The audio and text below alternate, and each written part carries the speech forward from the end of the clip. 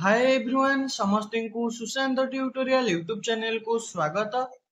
तो friends +3 first year first semester ethics and values रो unit 2 रो आज हम डिस्कशन करिबा वुमेन एंड फैमिली महिला एवं परिवार उभय ओडिया इंग्रजी रे डिस्कशन करिबा 2 एवं 5 मार्क पे मोस्ट इंपोर्टेंट सिलेक्टेड क्वेश्चन रहबा आपनकर यूनिट 2 रु या पूर्व हम यूनिट 1 रो केतोडे क्लास कर साचे एवं previous year question paper good आम डिस्कसन कर साचे।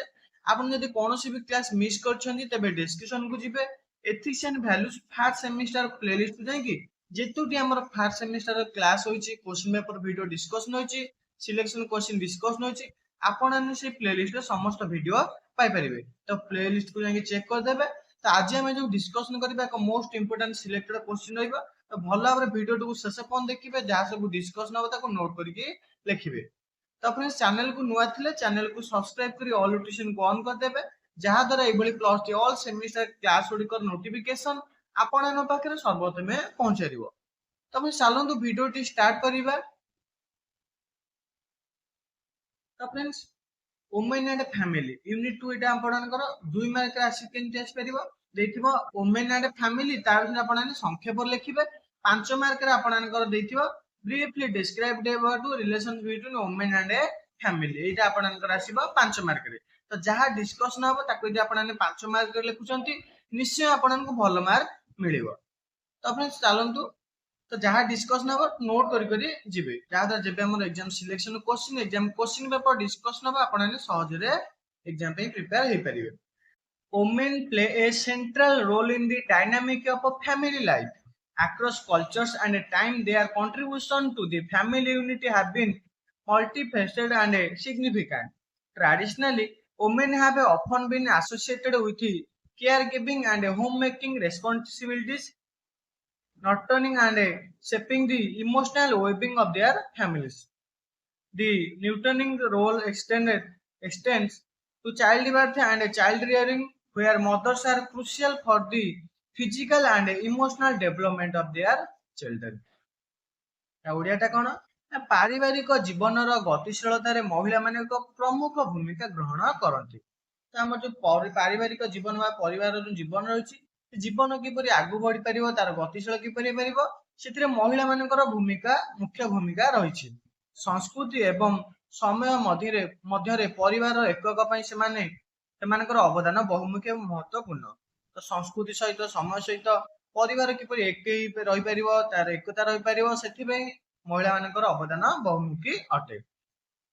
पारंपरिक भाव में महिला माने जत्न नेबा और गृह निर्माण दायित्व निज परिवार भाव प्रवणता को प्रतिपोषण और रूप देवा सहित जड़ित रही था। पारंपरिक महिला माने जत्न समस्त नहीं था गृह निर्माण जो दायित्व रही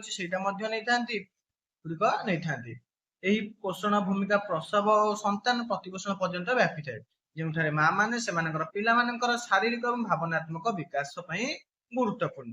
तो फास्ट पैराग्राफ देखले महिला मानकर कोन भूमिका रही परिवार रे। नेक्स्ट रही however it's important to recognize that the roles of women within families have evolved significantly over the years. In many parts of the world, women now participate in the workforce as a professionals, contributing financially to their families' well-being.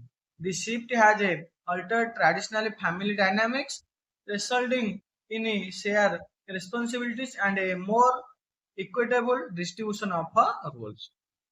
तामाने कोन तथापि एई स्वीकार करिबा जरूरी जे परिवार मध्य महिला भूमिका वर्ष वर्ष धरि यथेष्ट विकास होई अछि। हमर महिला मानकर भूमिका परिवार रे दिन को दिन वर्ष वर्ष धरि हमर कोन होई ना विकास होई कि रही बढ़ी। दुनिया अनेक भाग में महिला माने वर्तमान वृत्तिगत भाव में कर्म क्षेत्र में अंशग्रहण करती। तो केवल परिवार नुह कर्म क्षेत्र में महिला माने विभिन्न क्षेत्र में अंशग्रहण कलानी से परिवार उन्नति पे आर्थिक दृष्टि सहयोग करती।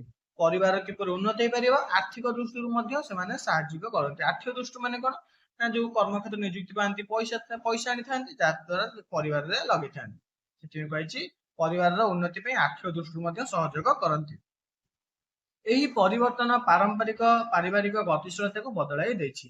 फलस्वरूप सहभागी दायित्व एवं भूमिका गुड़िक अधिक समान बंटन होछि।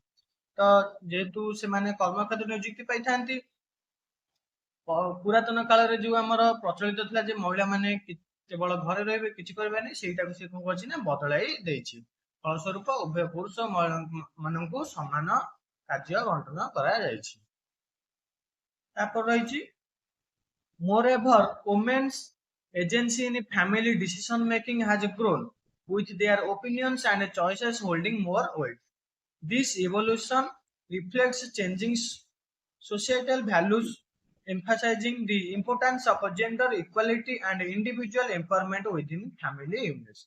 अधिकंतु पारिवारिक निष्पत्ति नेबारे महिला एजेंसी वृद्धि पाइछि सेमानकर मत एवं पसंद अधिक ओजन धारण करछि जो परिवार निष्पत्ति होउछि तो महिला मानकर मत नेबा मध्य वृद्धि पाइछि एवं सेमानकर पसंद मत अधिक आपनकर ओजन धारण करछि मानकर ना मुख्य भूमिका ग्रहण करछि तांको मत एवं पसंद तापर एही विवर्तन सामाजिक मूल्यबोधर परिवर्तन को प्रतिफलित करथाय एही जो तांकर महिला मानकर मत पसंद को गुरुत्व दियाइछि या द्वारा कोन थाय ना सामाजिक मूल्यबोधर परिवर्तन को प्रतिफलित करथाय पूर्वरे कोन होइथाय ना केवल पुरुष माने सब करथांती कार्य क्षेत्र जाइथांती निजे सब मत देइथांती तो एबे जो परिवर्तन होइछि एगुडी कोन ना सामाजिक मूल्यबोधर परिवर्तन को प्रतिफलित करथाय लिंगगत समानता को बुझाइथाय परिवार एकक मध्य व्यक्तिगत सशक्तिकरण को गुरुत्व देइथाय तापर last conclusion in summary women remain at the heart of a family life